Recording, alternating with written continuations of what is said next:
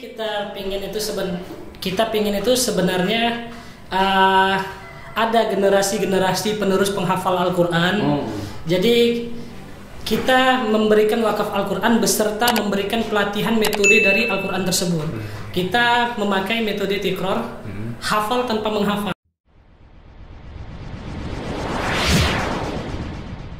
Assalamualaikum warahmatullahi wabarakatuh. Waalaikumsalam warahmatullahi wabarakatuh. Alhamdulillah hari ini kita ketemu kembali, baik dalam tema-tema kita kajian Islam, kemudian kajian-kajian tentang ekonomi dan sebagainya. Kita kedatangan tamu dari para, kalau kita bilang mujahid-mujahid dan relawan-relawan untuk Islam ya. Saya undang untuk berbagi kepada kita bagaimana memberikan manfaat kepada orang lain lewat visi misi dan lewat apa yang mereka sudah rencanakan untuk mereka kerjakan dalam berbagi kepada umat. Baik, langsung saja hari ini saya undang dari Rumah Wakaf Al-Quran Asy-Syifa. Nanti kita berbagi cerita bagaimana sepak terjang mereka dalam berdakwah, dalam mewakafkan Al-Quran dan sebagainya. Baik, langsung saya sapa bertiga aja ya, bertiga ya. Kebetulan bertiga ini saya ingin tahu lah ya statusnya sebagai apa. Perkenalan dulu ya, yang abang siapa namanya? Nama saya Fikri Zakatbar. Saya salah satu dari 4 orang yang kebetulan hanya datang bertiga hari ini. Salah satu foundernya juga. Founder dari Rumah Wakaf Al-Quran. Saya Muhammad Zulkifli. Saya juga salah satu dari founder Rumah Wakaf Al-Quran. Siapa namanya? Muhammad Ihsan. Salah satu founder dari Rumah Wakaf Al-Quran juga. Baik, ini namanya Rumah Wakaf Al-Quran Asy-Syifa. Asy-Syifa ini tentu ada latar belakang kenapa dinamakan Asy-Syifa. Asy-Syifa ini artinya obat ya. Itu kenapa membuat latar belakang namanya Asy-Syifa? Itu banyak nama yang lain gitu. Jadi ini Bang, pada awalnya Rumah Wakaf Al-Quran ini tidak ada embel-embel Asy-Syifanya. Jadi pada awal itu kita buat cuma Rumah Wakaf Al-Quran. Tapi pada suatu ketika ada kita temukan ya, artinya ide, gagasan. Artinya ada orang juga yang membuat nama yang sama. Nama Rumah Wakaf Al-Quran tersebut. Jadi sebentar, nama yang sama namanya Rumah Wakaf Al-Quran. Benar. Nah, jadi ada sebenarnya sih nggak sama Rumah Wakaf Al-Quran, cuma hampir sama dia gitu kan. Artinya ada orang yang ingin donasi wakaf, itu sempat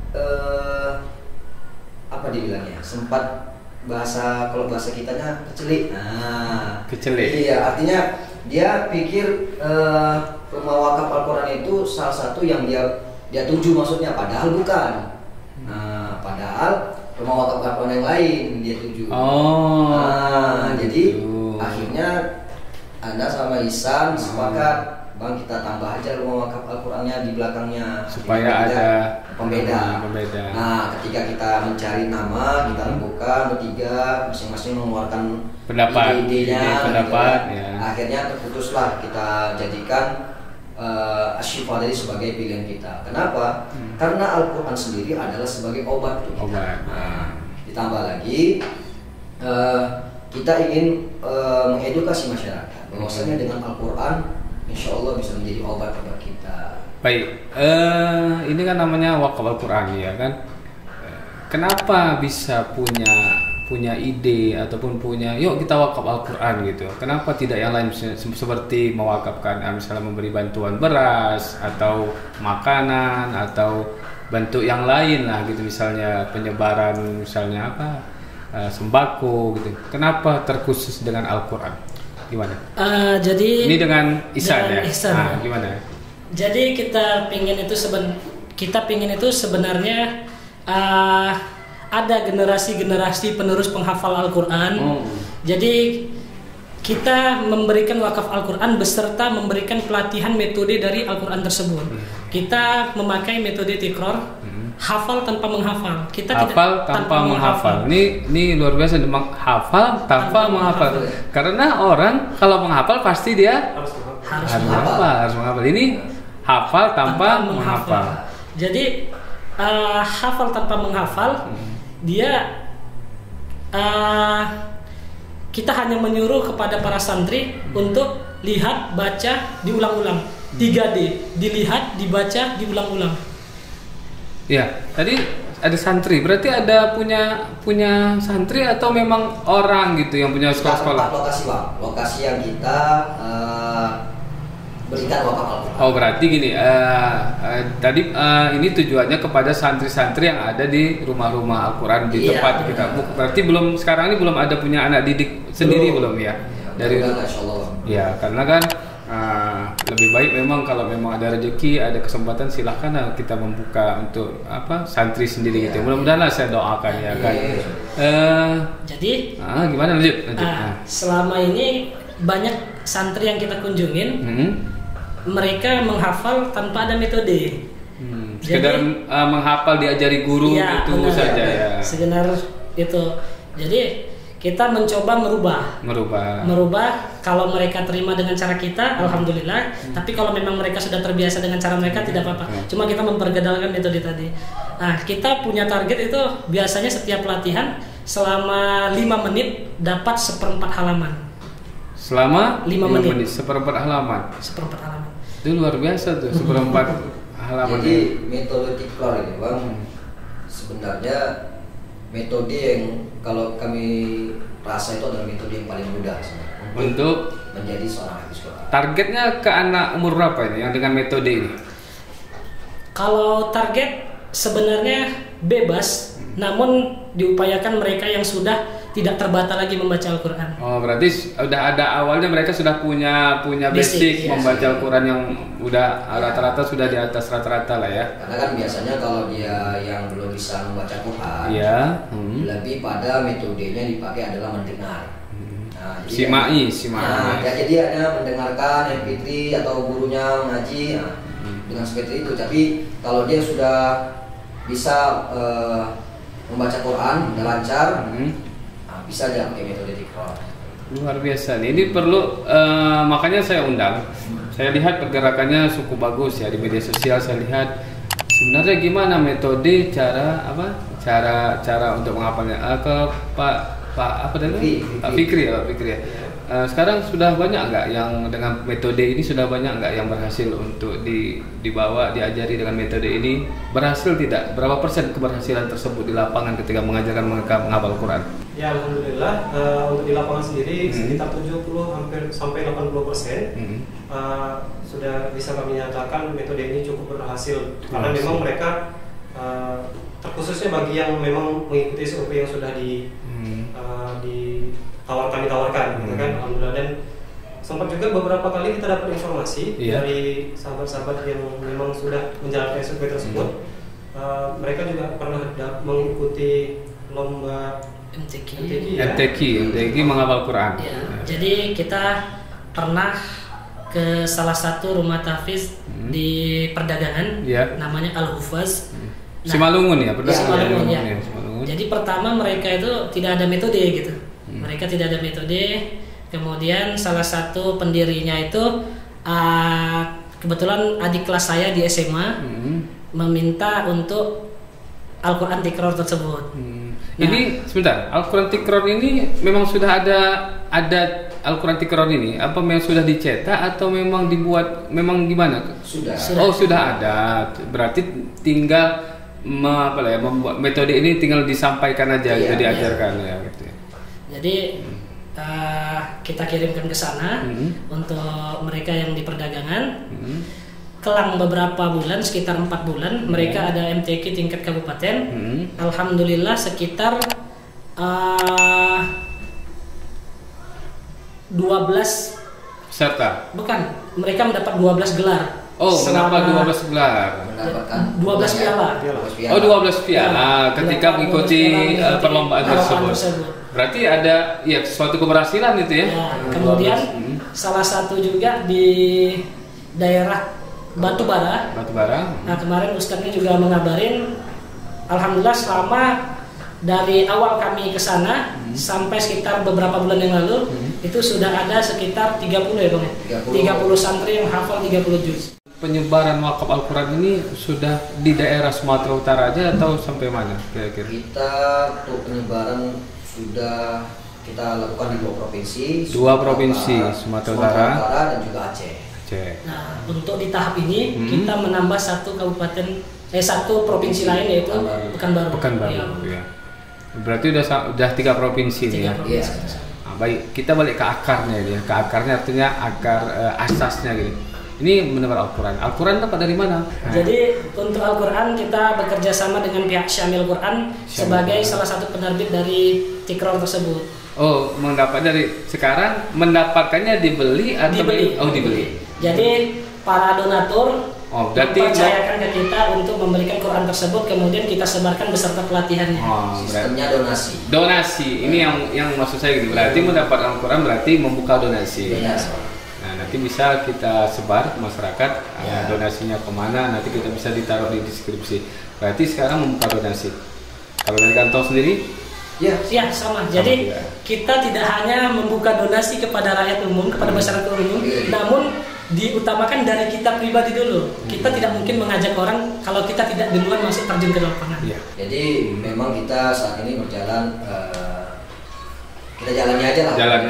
Gitu ya. Kenapa? Karena ya untuk saat ini kita masih merasa nyamannya dengan seperti ini. Karena kalau misalnya kita berbadan hukum, artinya tanggung jawab jauh lebih besar. Karena sistem kita itu gini Bang, kita open donasi. Kayak yang lalu itu kita open donasi untuk 1000 Quran. 1000 Quran. Nah, sebelumnya 500 Quran, 1000 Quran. Yang kali ini kita buka 1500 Quran. Artinya ketika selesai 1000 Quran, sudah terpenuhi 1000 Quran, kita close open donasi. Oh, ini sistem cara untuk membuka donasi lah ya. Berarti dia bertahap. Pertama dibuka misalnya 1000 Al-Quran, mereka donasi. Ketika sudah terpenuhi 1000 Quran, kita close. Oh, tutup ya. Tutup. Tapi ketika orang ada yang masih berkeinginan untuk berdonasi, kita buka. Artinya tetap kita terima, kita masukkan ke 1000 Quran. Artinya kemarin waktu kita buka open donasi 1000 Quran, kita itu sudah bisa memenuhi untuk 1333 Al-Quran. Nah, itu dari orang-orang yang pada saat sudah kita close masih mau mereka berdonasi, mereka masih berkeinginan berdonasi. Artinya kita terima, kita masukkan, kita gabungkan ke situ.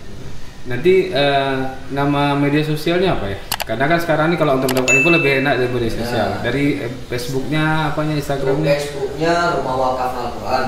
Rumah Wakaf Al-Quran. Iya. Nanti nyari tiba-tiba tempat yang lain? Jadi ada logonya Rumah Wakaf Al-Quran. Oh, ada Rumah Wakaf Al-Quran. Rumah Wakaf Al-Quran Asyifa. Hanya saja tidak pakai Asyifa, tapi Rumah Wakaf Al-Quran. Instagramnya juga sama. Rumah Wakaf Al-Quran. Logonya nanti tetap sama. Tetap sama ya. Nanti kita kasihlah deskripsi.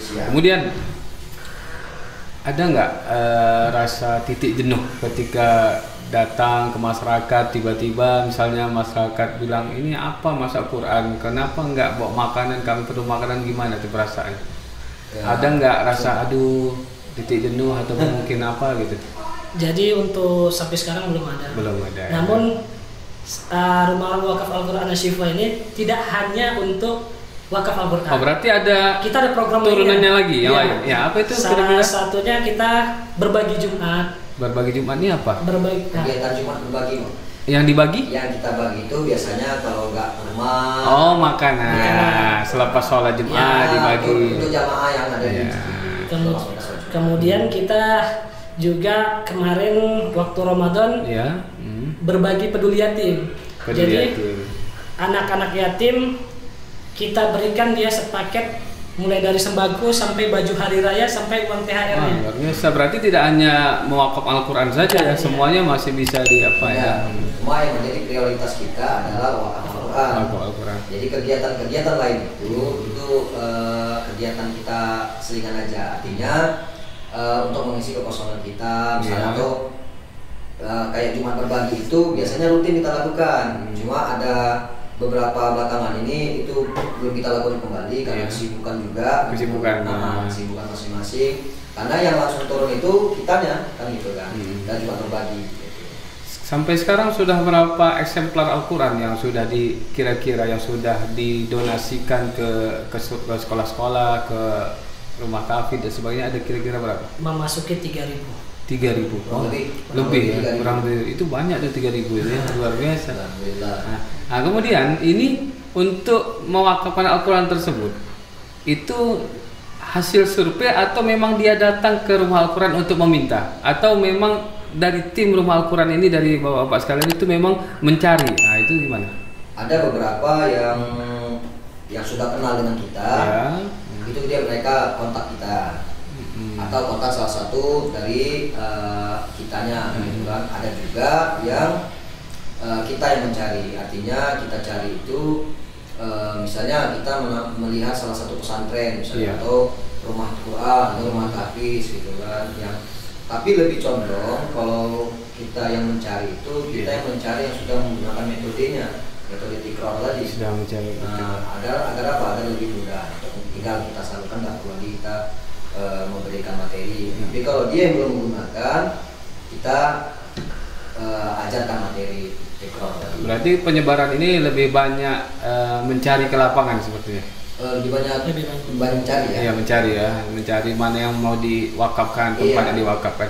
Selain bertiga ada nggak tim untuk penyebaran Al-Quran, atau memang bertiga saja tinggal kontak tempatnya diantar atau begitu? Kalau dia mau wakaf itu ada berempat. Itu berempat. Cuma kita biasanya kalau yang terlalu jauh, misalnya kayak yang ada kan kita di Semelu, di Semelu Aceh.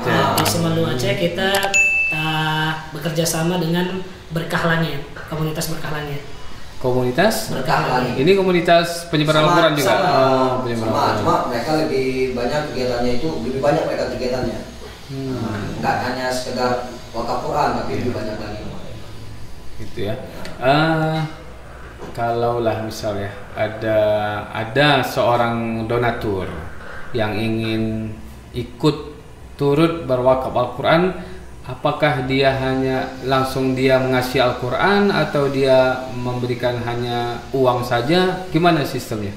Jadi kita bisa menerima Al-Quran, tapi yang sama gitu. Nah, ini kan karena tadi ada Quran apa namanya? Tikrar tadi ya. Karena dengan Al-Quran yang sama, maka akan mudah waktu di lapangan dengan satu metode gitu.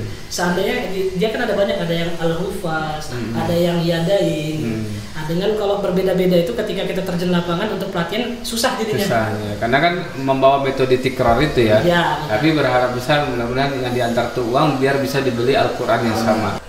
Baik, tadi sampaikan ke kita itu sampai 3 provinsi. Kalau di Provinsi Sumatera Utara ini apa sudah meliputi seluruh kabupaten kota yang disebar Al-Quran dari melalui rumah wakaf Al-Quran ini? Untuk Sumatera Utara kita baru 21 kabupaten kota.